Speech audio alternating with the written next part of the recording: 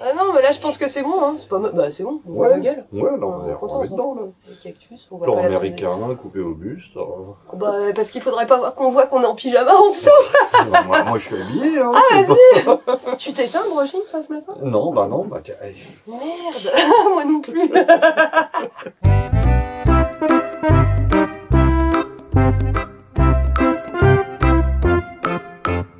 Minute parce que c'est un petit peu chiant ça. C'est celui-là. C'est un petit breton.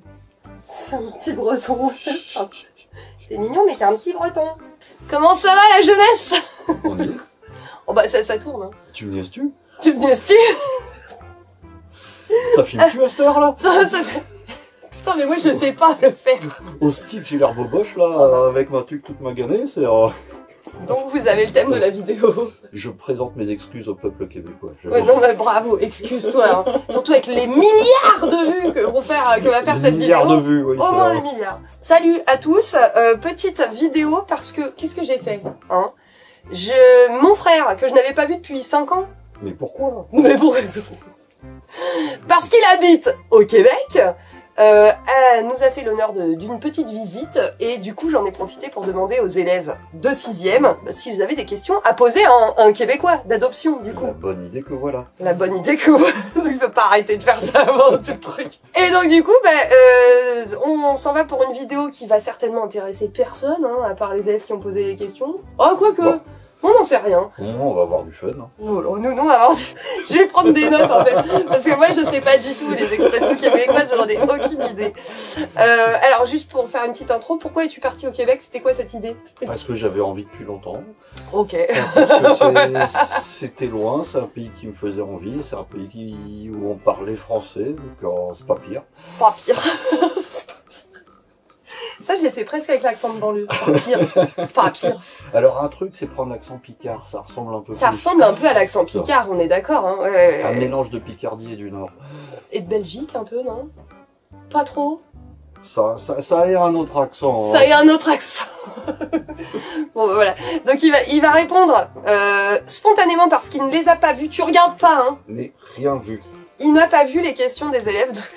Donc les élèves qui ont posé les questions, bah voilà, vous avez les réponses, vous allez avoir. Alors j'ai fait un petit tri, parce que bon, il y avait des questions redondantes, donc j'ai synthétisé, j'ai essayé de prendre les meilleurs, enfin les meilleurs. Redondant, c'est ce qui est perpendiculaire, c'est horizontal. Non.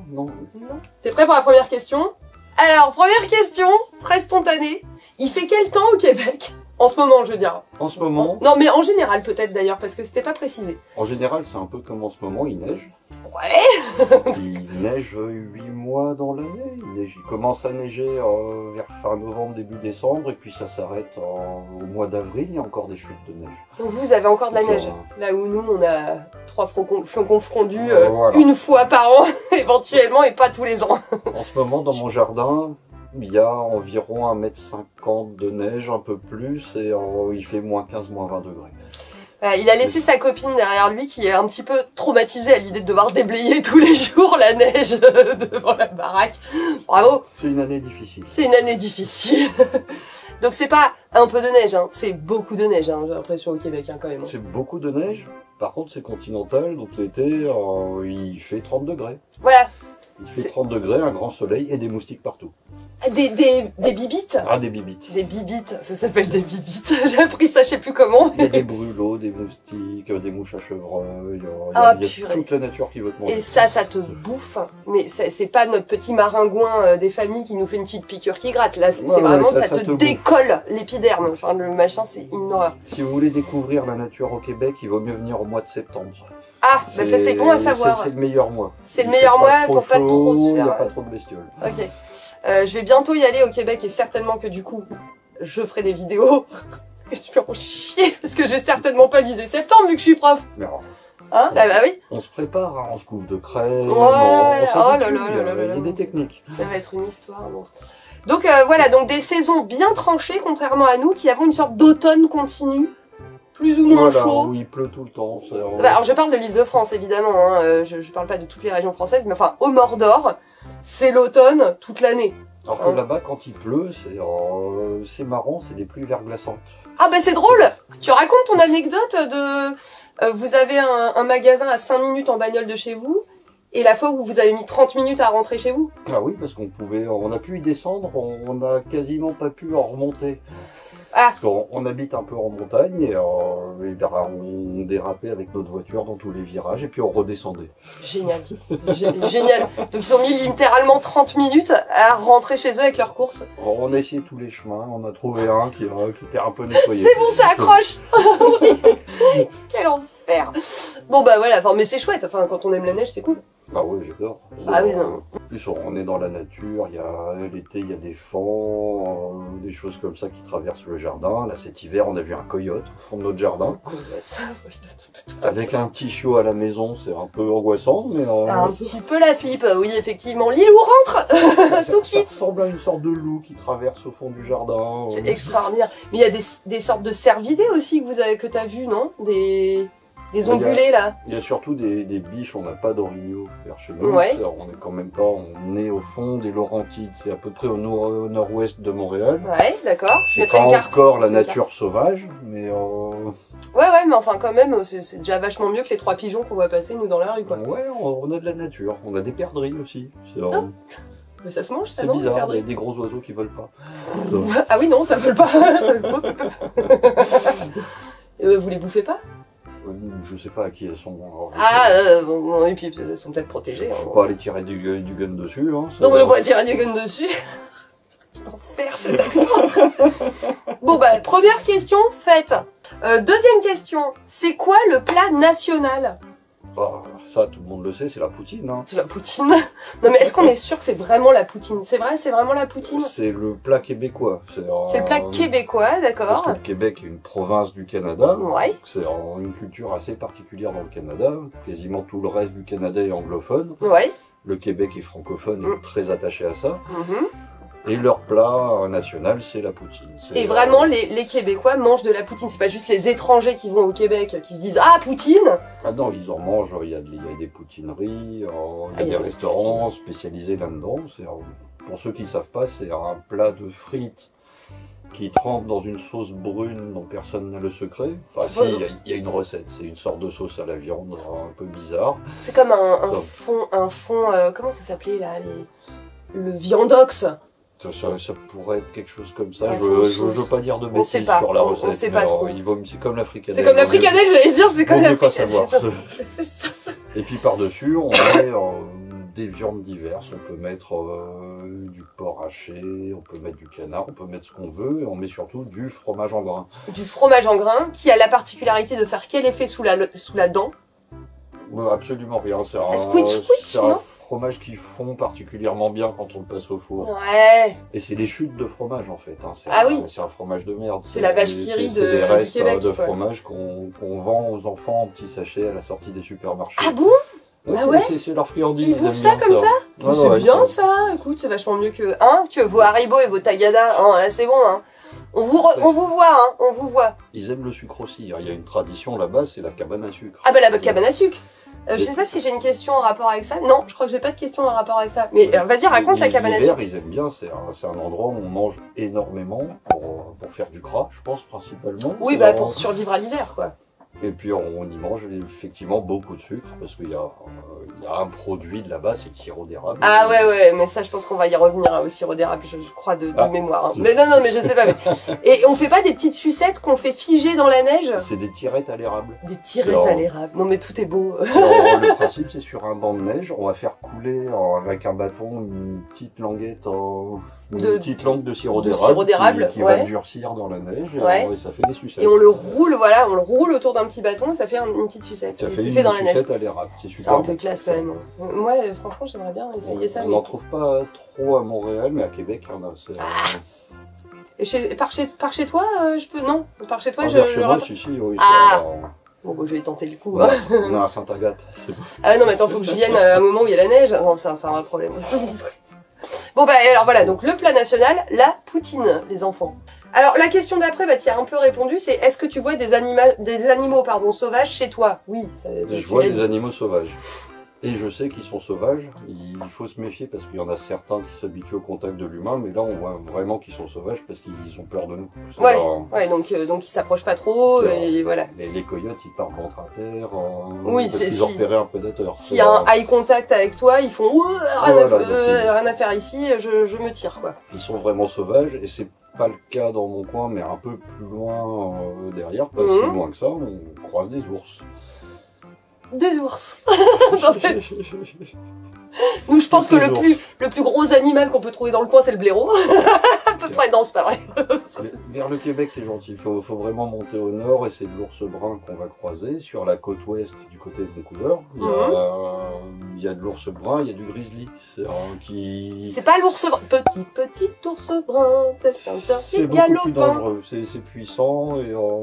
Ouais, le grizzly, c'est un coup dans la gueule, t'es mort. Hein. Tu peux, potentiellement. Ça a un bon coup de patte. Une bonne droite, ça a une bonne droite. Quoi. Et ça a une gourmandise incroyable. C'est pour ça que dans les campings, la consigne, c'est de jamais camper avec de la nourriture dans sa tente. Bah non, tu suspends. Bon. Non mais même ici, alors nous c'est pas par peur de se faire bouffer la gueule, c'est parce que on n'a pas envie de se faire bouffer notre bouffe. C'est pour ça. Tu suspends même pas parce que ça les attire en fait. Donc, et ben alors tu fais comment? Le conseil principal c'est de laisser ça dans le coffre de sa voiture. Ah ouais, mais si t'as pas de voiture, que t'es en camping itinérant, tu fais comment? Ah ben dans des sacs étanches. Comme, pour qu'il y ait zéro odeur. Un sac de plongée, quelque chose comme ça. Ah, non mais voilà. Enfin, je veux dire, faut pas, ils ont un flair assez développé et il faut pas créer d'odeur autour de soi. On est loin du GR20 où tu dors avec tes paquets de nouilles lyophilisées à côté de la tête. Hein. Là, on n'y est pas là. Après, ça reste, c'est pas des prédateurs. Il y a un truc connu pour les randonneurs, c'est d'avoir des clochettes à ours. C'est une grosse cloche qu'on suspend à son sac, ça fait du bruit, comme ça ils sont pas surpris. Et ils sont au courant que t'es là et du coup ils s'approchent pas. On se retrouve pas nez à nez sur un chemin. D'accord. Ça c'est pour tout ce qui est plantigrade, hein, parce qu'on reste un petit peu en SVT, donc plantigrade, hein, qui marche avec le pied complètement à plat. Des digitigrades, des loups, des machins, t'en as? Il y a des loups, il y a les loups de l'Est. Je crois que ça s'appelle comme ça, c'est une espèce endémique qu'on retrouve que sur le côté est du Canada, d'accord, au Québec. D'accord. T'en as déjà vu toi, non? J'en ai pas vu, j'ai vu des coyotes, j'ai pas vu de loup. D'accord. C'est déjà pas mal. On voit la différence parce que les coyotes sont beaucoup plus fins, ils ont un pelage un peu particulier qui est en On vous fera un loup de l'Est versus coyote, comme ça vous saurez. De la marmotte, des trucs comme ça, du petit... Il y en a, il y a des sortes d'énormes marmottes. C'est des ragondins, non? Comment ça s'appelle? Non, ça a le nez rond. C'est pas des tilapicas? Non, c'est un poisson. Non, mais je vois de quoi tu parles, là je l'ai évidemment plus en tête. Picaya? Non, c'est pas possible, c'est à quatre pattes, ça. Le Picaya, c'est plutôt en Afrique et tout. Un nom de Pikachu comme ça, j'en ai croisé un sur la route et c'était marrant parce que... Capybara! Oui. Bah, il vient de me revenir. Ah bah oui, c'est une sorte d'énorme castor à quatre pattes, quoi. À quatre pattes, ça fait la taille d'un gros chien. C'est ça. Ouais. Capybara. Ouais, je vois très bien. T'en as vu ça? J'en ai vu et ce qui était marrant, c'est que tout le monde faisait très attention s'il traversait la route comme ça. Tout le monde s'arrêtait. Tout le monde s'est arrêté pour le laisser tranquille et le laisser rejoindre la forêt. Ça. Nous en venons à notre prochaine question. Ah voilà. Et ben alors, j'ai pas fait dans l'ordre du coup, mais j'en reviens à la question. Est-ce que c'est vrai que les gens sont plus gentils chez toi? Autrement dit, au Québec par rapport à la France? Chez moi, oui. Par rapport à la France, en général, c'est pareil que partout. Enfin, il y a des cons comme partout. Il y a des cons partout. Ça, c'est universel. C'est ça qui est bien, c'est que la connerie, ça n'a pas de frontières. Ça n'a pas de religion, ça n'a pas de couleur de peau. Tout le monde a le droit d'être con. Mais il y a cette image du Québécois sympa. Tu vois, du Québécois gentil, poli, machin. Est-ce que c'est vrai? Ils sont gentils, ils ont cette politesse. Je suis désolé pour les Québécois, ça va pas forcément plaire comme comparaison, mais ils ont cette politesse très anglo-saxonne. C'est-à-dire qu'ils... De principe, un peu. Ils sont gentils au premier contact. À côté de ça, c'est pas pour ça qu'on va s'en faire des amis ou qui vont faire des pieds et des mains pour vous aider. Mais en première intention, ils vont pas. Tu leur poses une question dans la rue, ils vont pas te dire démerde-toi. Oui. Alors voilà. J'ai une anecdote, c'est que la première année, j'ai perdu mon portefeuille dans la neige en allant faire des courses. Malin. Il y a quelqu'un qui l'a ramassé. Ouais. Qui a retrouvé ma carte d'identité dedans, qui m'a recherché sur internet pour trouver dans quelle compagnie je travaillais. Il a contacté ma compagnie Et il a tenu à venir me rendre mon portefeuille. En main propre, quoi. Avec tout dedans. Purée. Je pense qu'à Paris, ça se serait pas passé comme ça. Probablement pas. Non, alors, ça peut arriver, mais alors je pense que le top, c'est que la personne aille au commissariat le plus proche, remette le portefeuille et démerdez-vous. Enfin, oui, et puis, pense, voilà. Généralement sans les billets dedans, par exemple. Éventuellement. Non, mais je veux dire, même quelqu'un de très bien intentionné a pas envie de se faire chier comme ça. Et quand j'ai voulu lui donner la monnaie qui était dedans pour le remercier, Ouais. parce qu'il y avait des photos auxquelles je tenais énormément dedans, des photos de toi et de Michel d'ailleurs. Et ben il m'a dit non, absolument pas, gardez-les, je sais que vous ferez pareil pour quelqu'un d'autre. Et c'est, au-delà de la gentillesse, c'est quand même quelque chose d'un peu différent, c'est qu'ils sont d'une immense honnêteté. Ouais, voilà, d'accord. Ah oui, mais attends, ça compte. Parce que évidemment, quand l'élève m'a dit gentil, en fait, gentil, ça veut tout dire et rien dire. Parce que t'as des gens qui sont un peu bruts de fonderie, mais qui au fond sont extrêmement gentils. Voilà. T'as des gens qui ont des pratiques hyper sociales et hyper gentilles, et qui après, bah, quand tu grattes, bah, te tapent tout, quoi. Mais voilà, donc il y a une vraie politesse et une vraie honnêteté, quoi. Ça dépend des milieux aussi. Là, je suis plus à la campagne. Les gens sont incroyablement solidaires et sympas entre eux. Quand j'étais à Montréal, bah, c'est un peu comme la différence bah, c'est la ville. entre Paris et la province. Bah, c'est ça. Ils sont beaucoup plus tendus. Et beaucoup plus individualistes, certainement, mais ce qui est lié au milieu urbain, en fait. Au milieu urbain, au fait que c'est une ville beaucoup plus cosmopolite, Montréal, il y a l'essentiel de l'immigration au Québec va à Montréal et on passe perdre dans la pampa. Il y a que lui et sa nana qui sont français qui ont décidé d'aller se foutre à la campagne. Mais toi, il y a énormément de Français dans le camp où je suis, enfin de Françaises qui auraient épousé des Québécois et inversement. D'accord. Ah ouais, parce que c'est... Mais alors pourquoi la campagne? Alors moi je rajoute une question qui n'a pas été posée par mes élèves, forcément, parce qu'ils ne connaissent pas. Pourquoi t'as fait le choix de quitter la ville et d'aller à la campagne? Parce que je voulais voir le vrai Québec un peu. Ouais. Et encore, c'est pas la campagne, je suis pas en Gaspésie, là, je suis pas loin, je suis à 1h30, 2 heures de Montréal. Mais t'es quand même en milieu très sauvage. Je suis un milieu beaucoup plus traditionnel que là où j'étais à Montréal, parce qu'en fait, t'as vu Montréal, c'est un peu comme être à Londres ou à Paris, tout se ressemble au bout d'un moment. Oui. Donc tu voulais le vrai terroir, quoi. Être dans la nature, mais en profiter vraiment, parce que c'est des régions magnifiques. L'été, il y a des lacs autour, on peut les se baigner. L'hiver, il y a des stations de ski où on peut se faire plaisir, on peut faire des balades en raquette, on peut faire plein de choses. Si tu veux voir la nature, il faut s'éloigner un peu de la ville. Après, j'aimais bien la nature, mais par moins 30, avec un blizzard, Ah bah c'est autre chose, hein. C'est vachement plus hostile. Ah, c'est intense. Hein. Ah ouais, mais c'est intense. C'est clair. Tu m'étonnes qu'ils bouffent de la poutine toute l'année. Y a pas le choix. Du coup, question suivante. Pardon. Aucun jugement, je trouve ça très mignon. J'ai pas vu les questions. Est-ce que c'est-il bien vrai que vous avez tous des grosses bagnoles? Oui. Ah ben donc c'est pas un Ils ont beaucoup de gros chars, hein. Ils appellent ça des trucks d'ailleurs. Bah oui, hein. Ils ont ces gros 4x4 pick-up, on appelle ça des pick-up. Chez nous, avec la cabine à l'avant et la grande plage à l'arrière. Pour moi, c'est vraiment la voiture authentique du tueur en série dans les séries de tueurs en série. Oui, il bâche, et il met tous les corps à l'arrière. On sait jamais qu'il y a un daim à mettre derrière ou je sais pas quoi. Ouais, on va pas gâcher. On va foutre au congélo. Ils transportent tout avec, ils transportent leur motoneige, ils transportent leur maison. C'est des monstres de puissance et c'est vrai qu'ils ont beaucoup ça. Ouais, donc c'est pas, donc voilà, pour l'élève qui a posé la question, parce que je crois qu'il y en avait qu'un, ça n'est pas un cliché, il y a quand même des grosses bagnoles, et puis parce que c'est quand même des milieux un peu rudes, quoi. C'est-à-dire, moi, avec Lucette, en C1, je meurs. C'est pas comme les États-Unis où ils ont des grosses bagnoles pour frimer en ville, là, c'est vraiment parce qu'ils ont un aspect utilitaire de ça, et avec notre petite voiture de ville sur les routes de montagne, on se rend compte l'hiver que compliqué, quoi. On serait mieux avec un 4x4 là. C'est tout chousse. Tu m'étonnes. C'est encore fait couper la chic. Comment on dit couper la chic? On dit couper la chic? Je sais pas. C'est tout proche en tout cas. C'est tout proche. Donc il y a bien des grosses bagnoles au Québec, mais c'est pas pour frimer, c'est parce qu'il y a une vraie nécessité d'eux, quoi.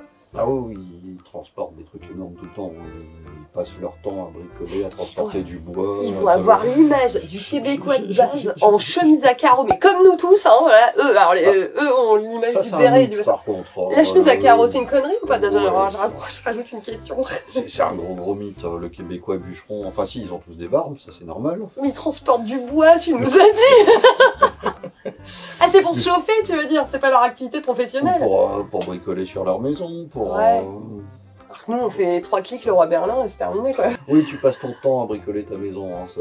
Bah, elle prend cher un peu, À hein. faire ton toit. Ah oui, oui, oui.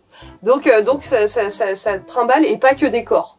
Il n'y a pas que des tueurs en série au Je Québec. crois pas en avoir vu encore. Bah, tant mieux pour toi, j'ai envie de te dire. Alors, question suivante. Pourquoi c'est une feuille d'érable sur votre drapeau?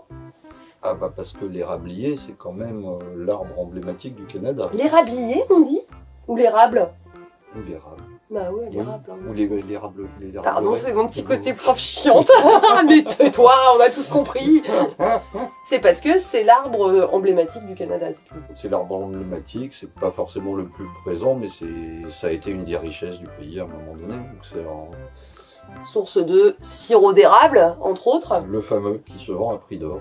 Et Se vend à le prix cours de d'or. l'érable a inquiété beaucoup de monde pendant la pandémie. Parce que, Le cours, non mais écoutez ça, le cours de l'érable, hein, de l'érable, hein, de l'arbre, a inquiété pendant la pandémie. Le cours du sirop Du d'érable. sirop d'érable. parce que, Il y a des gens la qui font capacité de le cours du production sirop a d'érable. baissé alors que la demande restait Ouais. la même, donc les prix ont augmenté. Et ça... Ah, le crack de l'érable, quoi. Le crack de l'érable. Le crack ça. de l'érable. Je savais pas que c'était possible. Attends, je recadre avec mes pieds. Voilà. Alors, oh, c'est mignon ça. Est-ce que la France te manque? Et si oui, pourquoi? Et sinon, pourquoi? La France me manque énormément. Pour plein de raisons. Parce que ta sœur, déjà. C'est la maison, Je sais. c'est la famille qui est loin, effectivement. Bah oui, c'est la famille qui est loin. C'est pas facile quand on est comme ça immigré, c'est qu'on on perd un peu toutes ses racines. Carrément. Parce qu'on se rend compte, arrivé à l'étranger, que en fait, il y a plein de bonnes choses en France.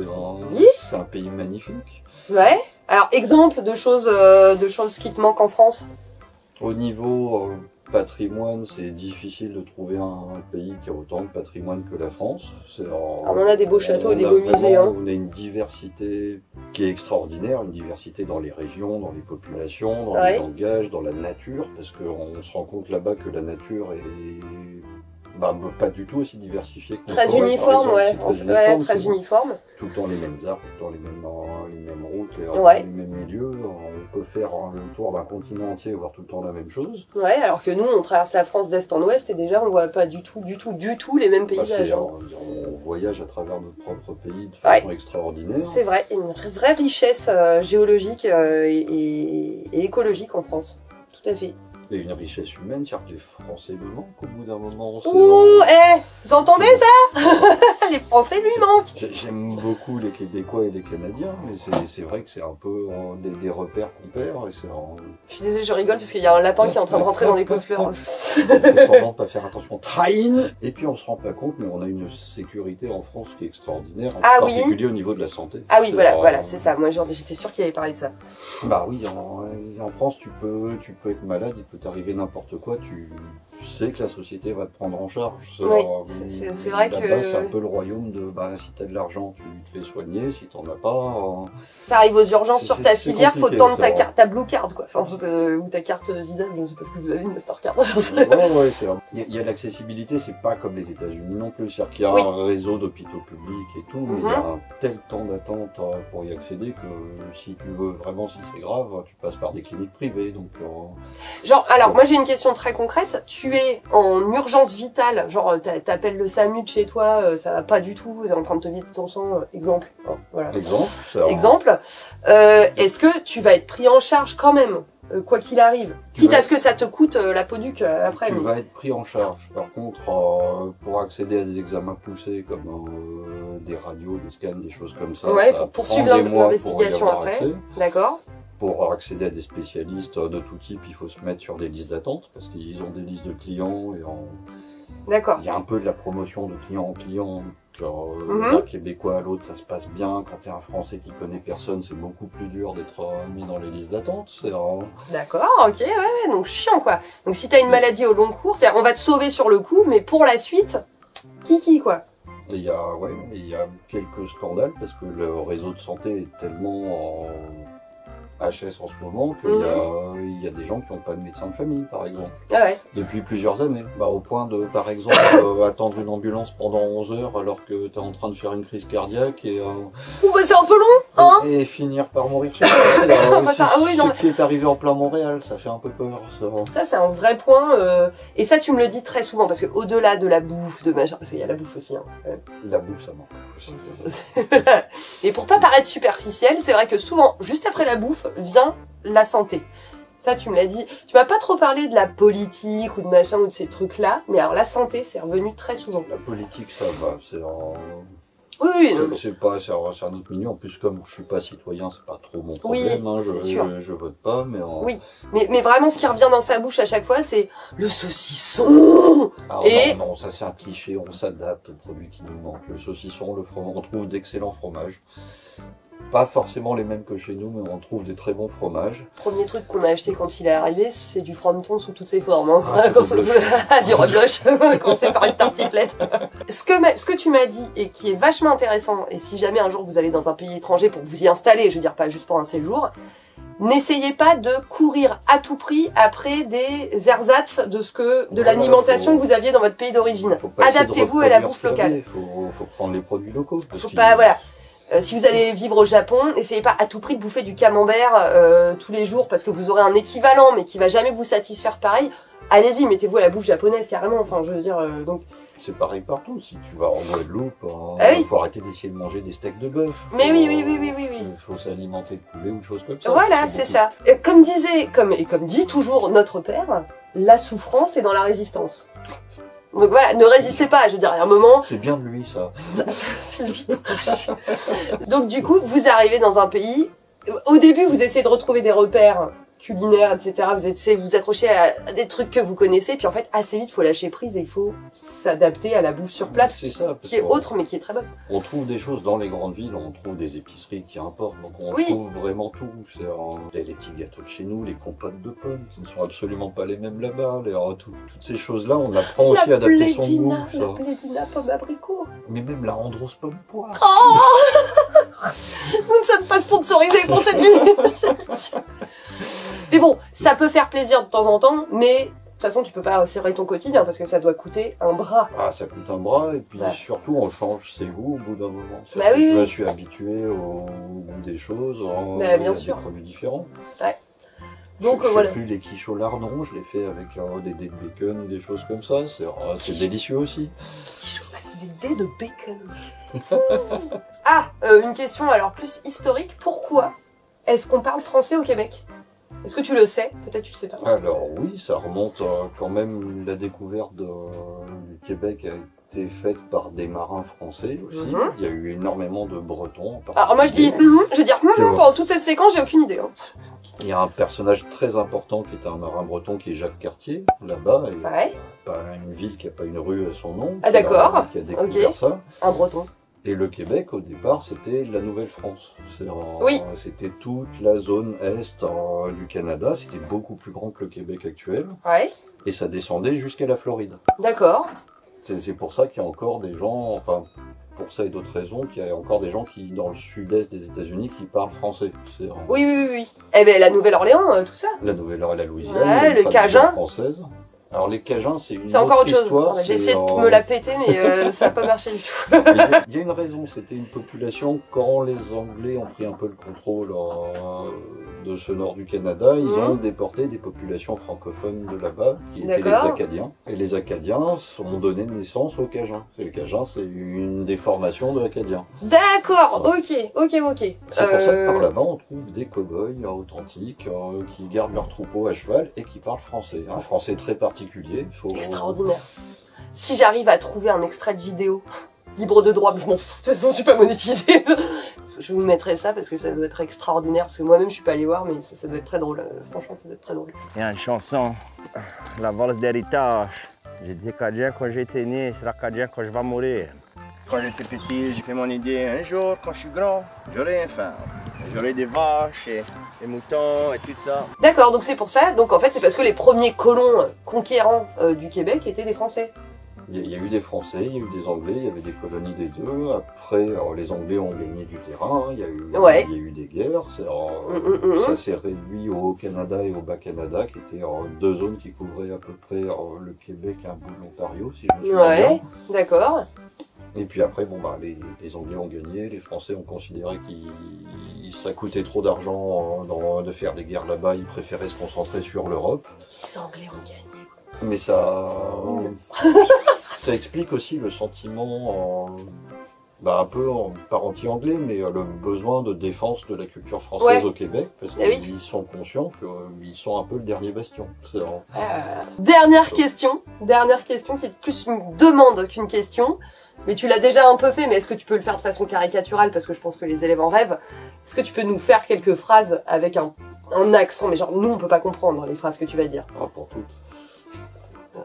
Beaucoup plus que ça, vas-y, essaye d'improviser un truc. Alors, avec l'accent déjà, techniquement, moi là-bas c'est moi qui ai un accent. Oui. Donc, pas avec l'accent, mais avec du patois. Ils parlent comme chez eux, et c'est très très dur pour nous, Français du continent, d'imiter l'accent québécois. Ouais. C'est pour ça qu'on a l'air ridicule quand on fait ça. C'est aussi des questions de prononciation. Il y a des prononciations dont on est incapable. Tout ce qui est voyelle nasale.